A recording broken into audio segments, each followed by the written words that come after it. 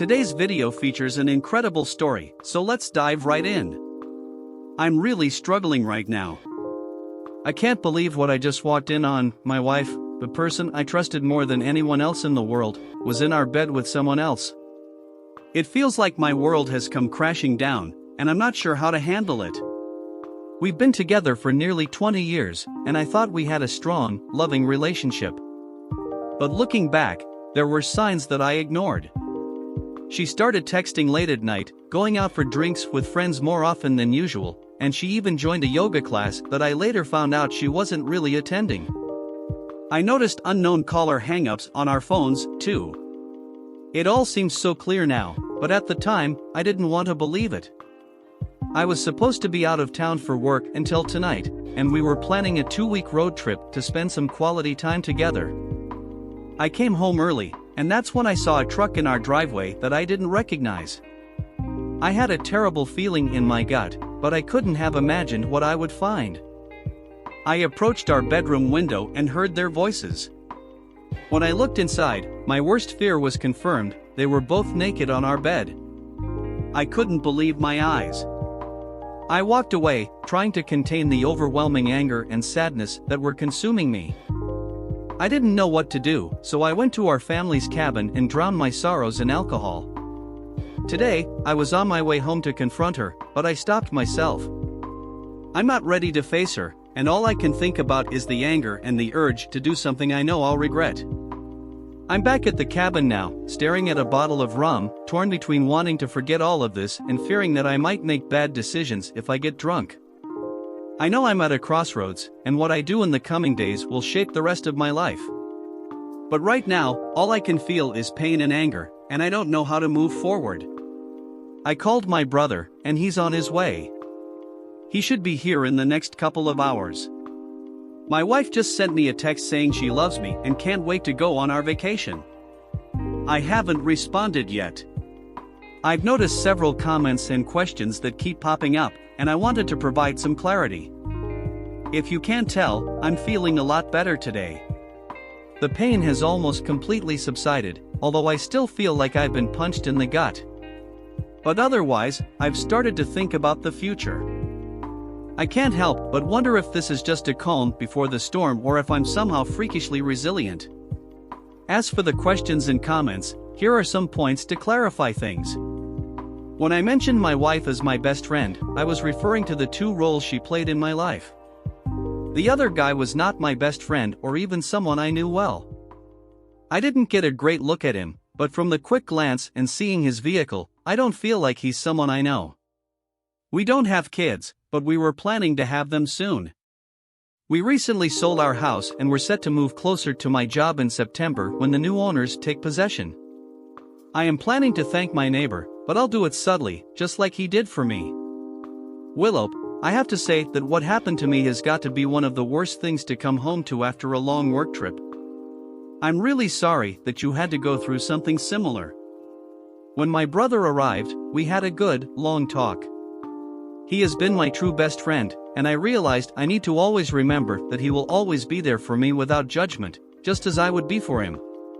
He really sets the standard for what a true friendship is, even if we fight on occasion. Since I was supposed to be home last night, I decided to respond to my wife's text. We aren't allowed to have phones on site, so it was reasonable for me to only be texting her.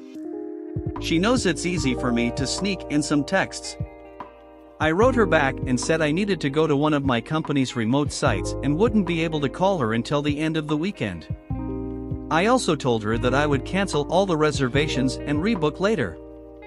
She responded by saying that she could take her best friend with her this weekend to the romantic bed and breakfast on the vineyard that I booked. I made the decision not to let her take the trip with her supposed best friend. I told her that I had already given the reservation to my brother and his wife, and since it was non-refundable, they would pay me back in a month. This morning, I canceled all the reservations except the romantic one. My brother is coming with me, and thankfully, the hotel allowed us to switch from the honeymoon suite to a room with 2 beds. It turns out there's also a really nice lake and boat rentals nearby, so this has turned into a long overdue fishing trip with my brother. It's a welcome distraction, and it means I'm free for the weekend.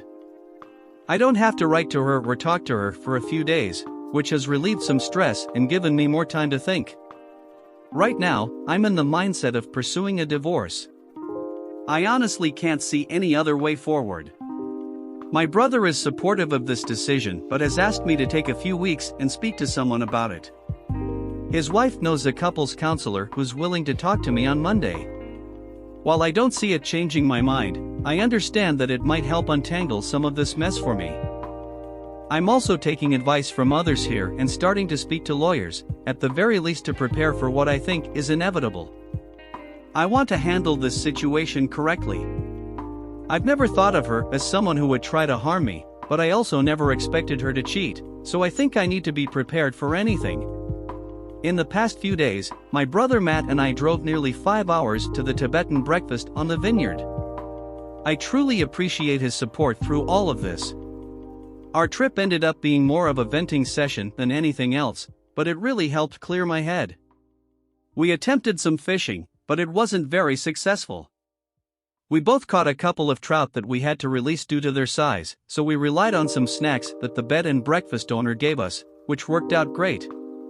On Sunday, we made the drive back to Matt's place, which is in the next town over from mine and about an hour away from my place.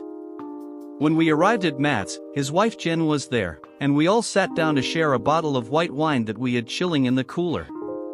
It was during this gathering that the weekend officially ended for me.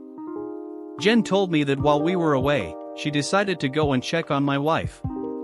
She revealed that the guy had been at my place on Friday night, all night. However, on Saturday morning, Jen managed to get there just as he was leaving. She followed him home and discovered the apartment where he lived.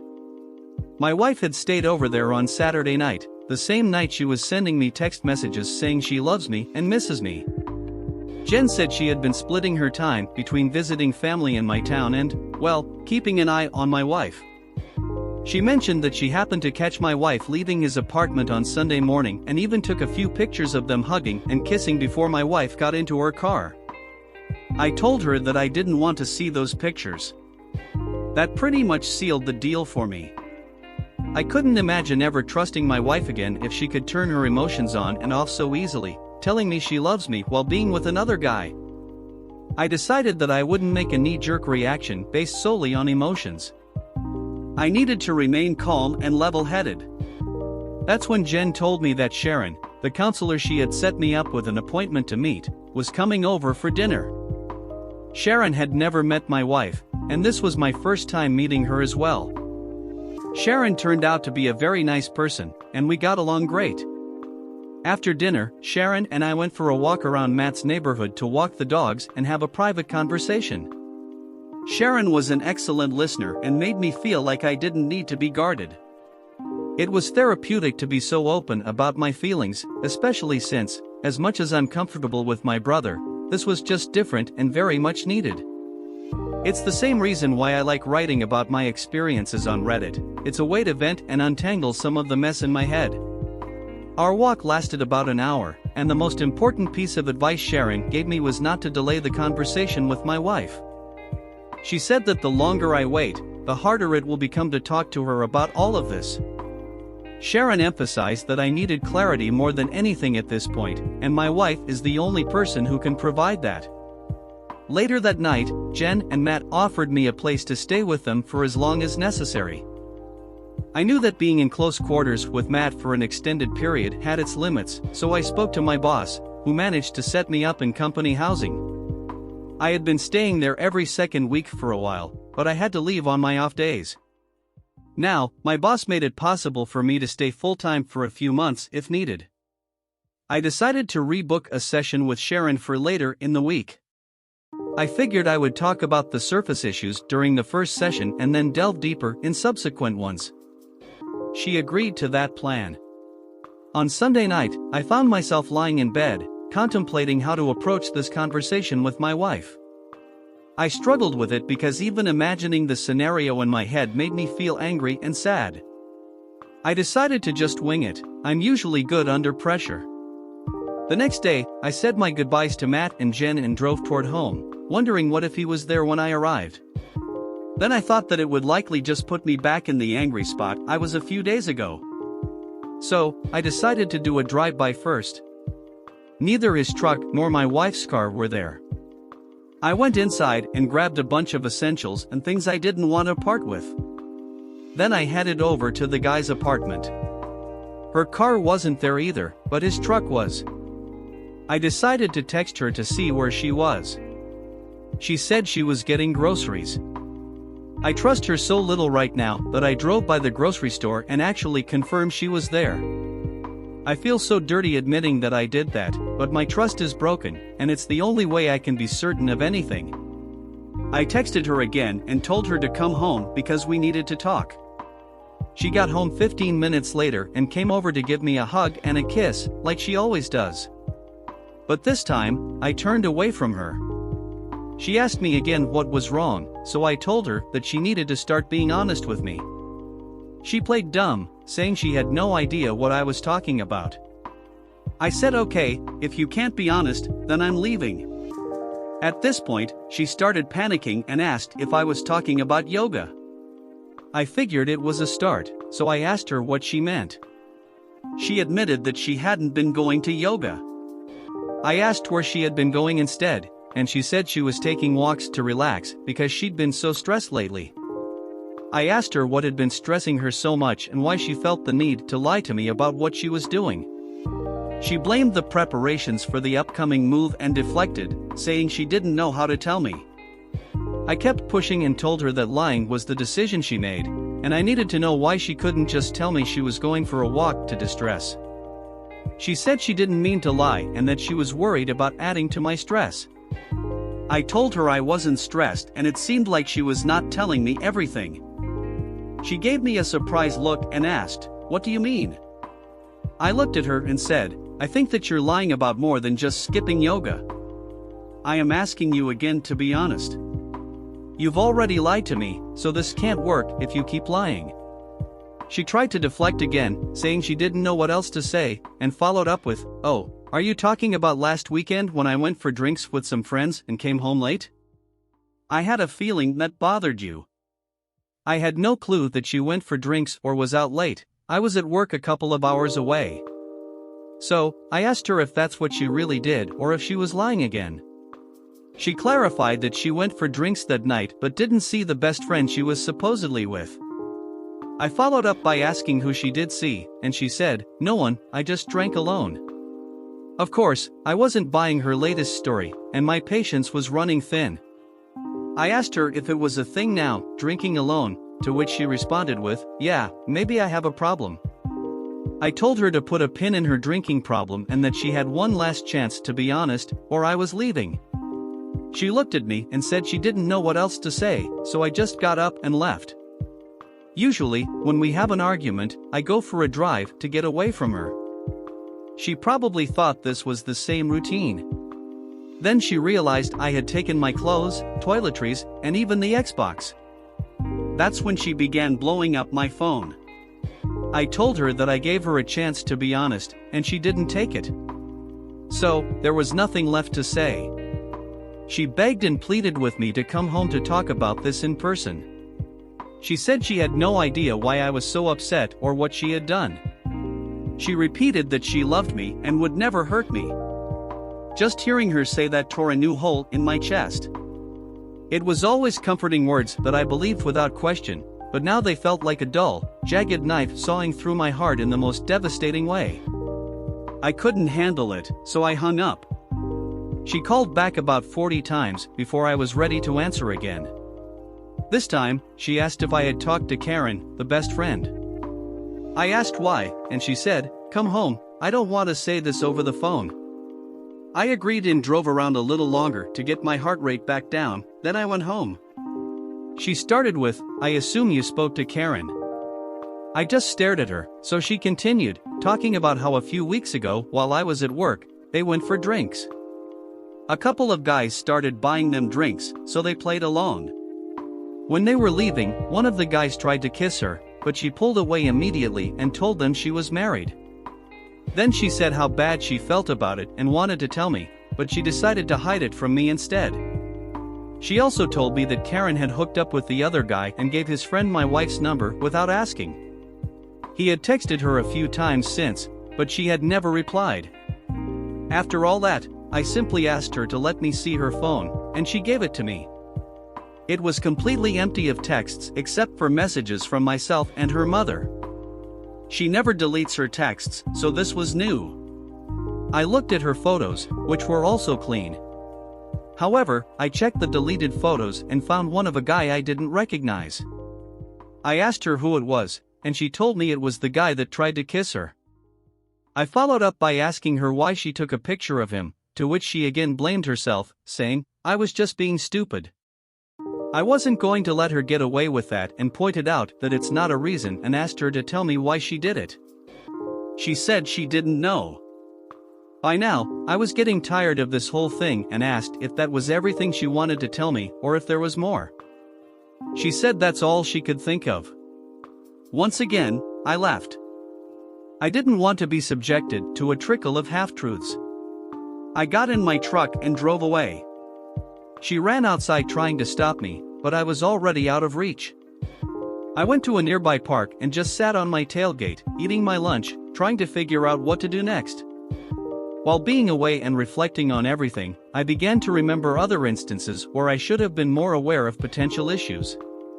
There were moments like the time when I was working a weekend shift and went to bed early. My wife went out to the club with some of her girlfriends. I woke up at 4 a.m., and she still wasn't home. I called her several times, but there was no answer. About 30 minutes later, she called me back and asked if I would come and get her. When I picked her up, she told me that they were trying to hail a taxi but had no luck.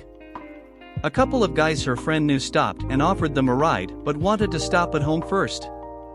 When they got to the guy's house, her married friend went into a room with one of the guys. My wife said she spent some time looking for her friend but eventually gave up and had a drink in the kitchen with the roommates while she waited. She claimed she didn't hear her phone when I tried calling. We fought about this incident, and she was disgusted by her friend's actions, so she cut that friend out of her life. I thought that was the end of it. Then there was another time when she traveled to visit a close friend in a different city for a planned girls' night. There were 4 girls, and they were all getting drunk and watching movies in their pajamas, or at least that's what I was told. She called me around 1 a.m. to say goodnight, and we spoke for about 20 minutes. During our conversation, she repeatedly told me they were having a great girls' night. However, I heard a guy's voice in the background. I asked who it was, and at first, she denied hearing anything. But then it happened again, loudly, and she couldn't deny it. She finally said, "Oh yeah, ex-friend took a couple of guys with her. Everyone here is super angry about it." She was drunk and 3 hours away, and she left me no choice but to trust her again. After remembering all those things and the conversations we had about them, I was ready to give our relationship one last shot. I turned my phone back on, and almost immediately, it rang. I answered, and she was screaming for me to come home. I drove back to the house, walked inside, and was immediately confronted by her, bawling her eyes out. She was sitting on the couch, repeating, "I'm so sorry, I'm so sorry." I asked her what she was sorry for, and it took her a good 5 minutes to catch her breath enough to speak. Finally, she admitted to lying about the guy who tried to kiss her. I looked at her and asked her to tell me what happened. She said that the 4 of them had actually gone back to his place that night, where they fooled around. I knew it was more than that, but just hearing her say it made me feel dizzy. It felt like the room was getting smaller, and there were a million people speaking into my ears at the same time. I think I was having a panic attack. I went to the bathroom and washed my face in cold water until things returned to normal. I went back and asked her exactly what she did. She tried to avoid it, but I pressed her, and she said that he touched her and she gave him head. I knew that wasn't all of it, so I asked her if that was it, and she said yes. I was really upset at this point and told her I wasn't playing this trickle truth game any longer. I told her that she either tells me everything right now, or this will be the last time we speak. She began bawling again and took another few minutes before she was able to speak. Now she confessed that they had met up again and slept together, immediately followed by, "I'm so sorry, I love you, and will do anything to make up for this." Since I knew the truth, I asked her if it was just the one time. She paused and said that if she tells me the truth, to please give her a chance to do anything she can to make up for it. I told her I'd think about it, and that's when the whole truth finally came out. She admitted that it was an affair, that they had been hooking up while I was out of town for work, and that it had been going on for almost a month. She told me he is married and they are about to get divorced. I asked her if he knows she's married, and she said yes. Then I asked if he was having an affair because his marriage is failing. Does that mean she thinks our marriage is failing? She said she didn't think ours was failing, then continued saying, "I'm so stupid, I hate myself, please don't leave me." I asked her how she would fix this, and she said she'd do whatever I wanted. So, I asked her if she were in my shoes or her affair partner's wife's shoes, what would fix this for her? My wife answered, saying that knowing the truth and being able to trust me to mean what I was saying would fix it. She assured me that I could trust her and that she screwed up and wouldn't do that again. I then asked her if she were in his wife's shoes, would she want to know the truth? She replied yes, and I told her to fix it. She looked at me and asked if I wanted her to call his wife. I told her that if she thought that was what she would want, she should do it. So, she tried calling but never got an answer. A few minutes later, her cell phone rang, and it was listed as Karen work. She looked shocked because she knew it wasn't Karen. I asked if that was him, and she confirmed it. I answered the call, and he said, "Oops, I must have the wrong number." I told him that this was the husband of the girl he'd been cheating with and that I was going to let him speak to her because she had something to tell him. I handed her the phone. My wife told him that she had told me everything, that I knew the entire truth, that they were done, and it was just a fling, and now he needed to never contact her again. I asked to see the phone before she hung up and asked him which divorce lawyer he was using. He replied that he wasn't getting divorced. I asked him why he told my wife he was, and he said he didn't. I then asked to speak to his wife because I felt she had as much right to know about this as I did. He pleaded with me not to tell her because she was at work, and he would tell her everything when she got home. I agreed to that and hung up. I turned to my wife and asked if she knew where his wife worked and her name. She did, so I had her call his wife's workplace. She managed to get her on the phone and told her to take a seat because she had something terrible to share and didn't want her to be driving. The wife became scared and asked if something happened to her husband. My wife assured her that he was fine and in their apartment at the moment. My wife then confessed that they had been having an affair for a month. She was coming clean to me, and she thought the wife should know as well. The wife went silent for about a minute and then said that if this was some sick joke, she would find out who my wife was. Then she hung up. Not even 10 minutes later, my wife received a text from Karen work saying, "Thanks, you just ruined my life." I grabbed the phone and wrote back, "You just ruined 4 lives and 2 marriages, don't forget that this was your fault, you piece of crap." For the next hour, my wife begged and pleaded with me to stay with her. She offered counseling, she offered to never leave my side, and she even offered me sexual favors. It was everything I expected, thanks to the comments I had read here. Then she suggested we go on that vacation, her treat, as she thought we needed time away. She said we needed to spend quality time together because my work schedule had been pushing us apart lately, which was also exactly what I expected her to say. What she didn't expect was for me to tell her that I had already booked counseling for myself and that I had found a place to stay.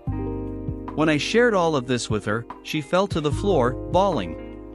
She started saying how she didn't deserve to live and told me I should just end it for her because she felt too terrible to be with anyone.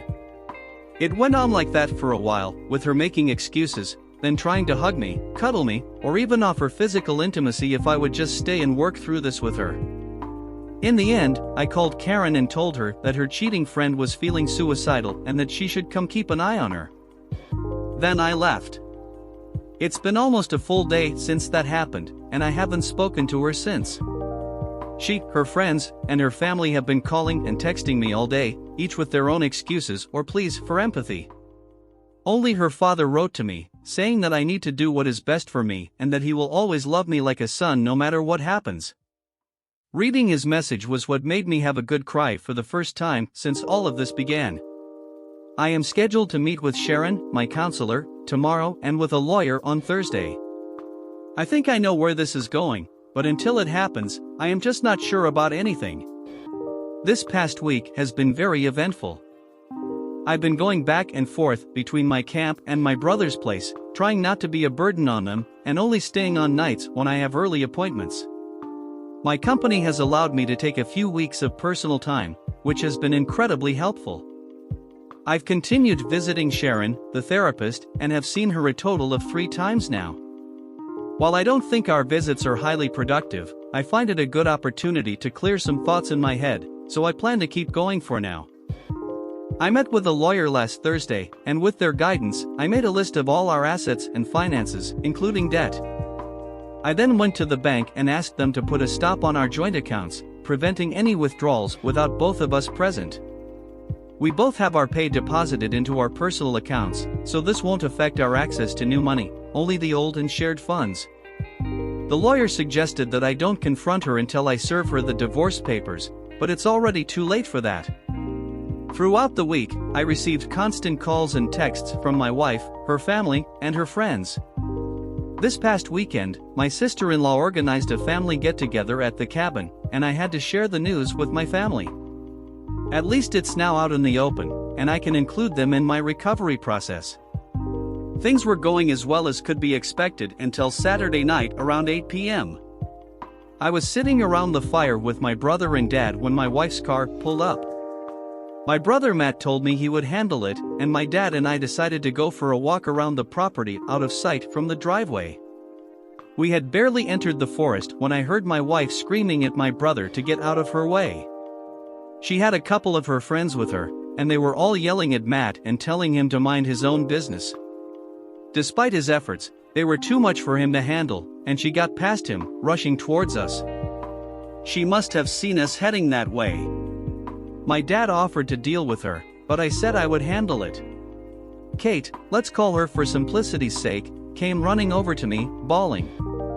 She immediately went for a hug, and I didn't stop her, but I didn't hug her back. She begged me to speak to her, and I agreed. We walked around the property trails to find some privacy. Kate told me that the other guy's wife had left him, and he had called her, threatening to end his life and blaming it all on her. She claimed that she told him to just do it and hadn't spoken to him since. Then she pulled out a piece of paper and started listing ways she promised to make it up to me, essentially repeating everything she offered on the first day, from couples counseling to sexual requests. But then she surprised me. She said she didn't want to continue living this way and wanted us both to quit our jobs and go live overseas, starting that little beach bar we'd always talked about. She said she would leave right now if I would go with her. To put this into context, this past week, while envisioning my life post-divorce, this was the only thing I could think of. I figured a complete restart of everything, since I was already going through the effort of a massive change, might as well add another piece to it and just do exactly what I want.